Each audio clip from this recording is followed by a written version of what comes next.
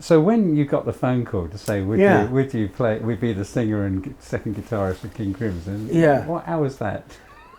Well, it was weird because on one level, it's not beyond the realms of possibility because I'd made this album with Robert and Mel, and we used Gavin and Tony on the album.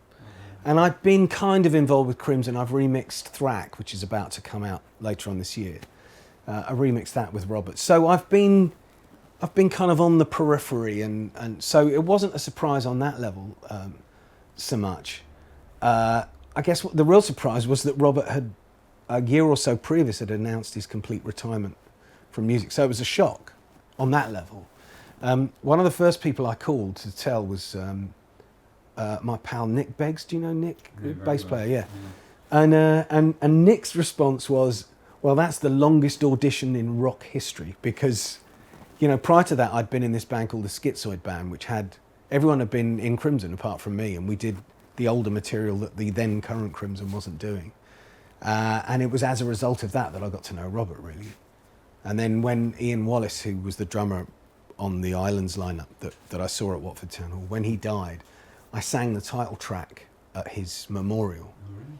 And that's kind of where it all started. Robert invited me to his house. But I'll tell you something really funny, was the following morning. You know when you wake up from a vivid dream and there is a moment where it's hard to extricate the reality from the fantasy. And there's often a moment of 10 or 15 seconds in the morning where you can't work out whether what you just dreamt was real or not. Well, it just so happened that night I had a dream, and in the dream, Robert Fripp phoned me up to ask me to be in King Crimson. So as I woke up, I went, oh shit, it's all a dream. Followed by, no, it happened in real life as well. So, but it was a very strange moment where I thought, oh no, I've made the whole thing up. But, oh, that's a fantastic story. So you've got 3 drummers at the front, right? Yeah. Whose idea was that? Well, that's Robert's. No, it's Robert's idea, and I think most of us, when we were confronted with it, thought, "That's insane. What's he talking about?" And then I think, and even in rehearsal, because when we first rehearsed, we rehearsed kind of almost in a circle. We were kind of opposite each other.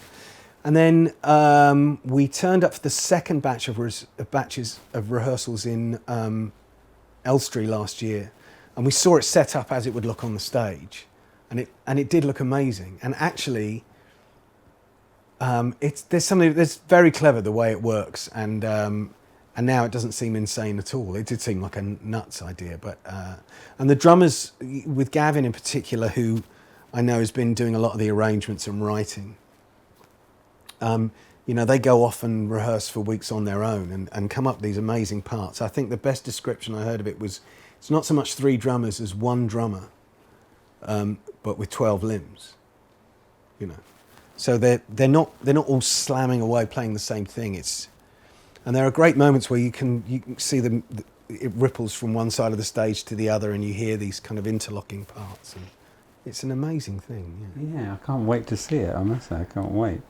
And Bill, of course, he's a multi-instrumentalist? Yeah. Bill's the bass player in a band called The Humans, a band he has with Robert's wife, Toyah. And he plays a lot of keyboards on this tour in Crimson. He plays the mellotron parts and stuff. And he was the drummer in REM for the last few years. I'm not sure how long, but when the original drummer had to give up, he was the drummer in REM, and he's done lots of other stuff.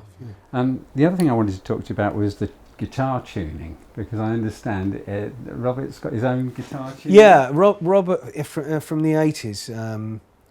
He's got this thing called New Standard Guitar Tuning, which I think is part of his, the League of Crafty Guitar Players and all of that. Yeah, it's mostly in fifths. It goes down to C. Does he have it on everything, or does he just do it sometimes? No.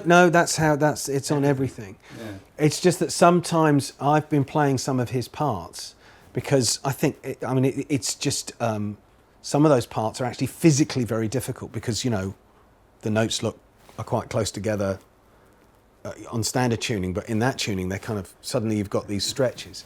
So there's a few things where he said, well, you're still playing in standard tuning. Why don't you play that part? Right.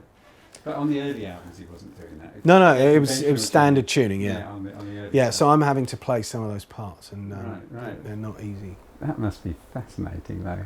It's one word for it. Yeah.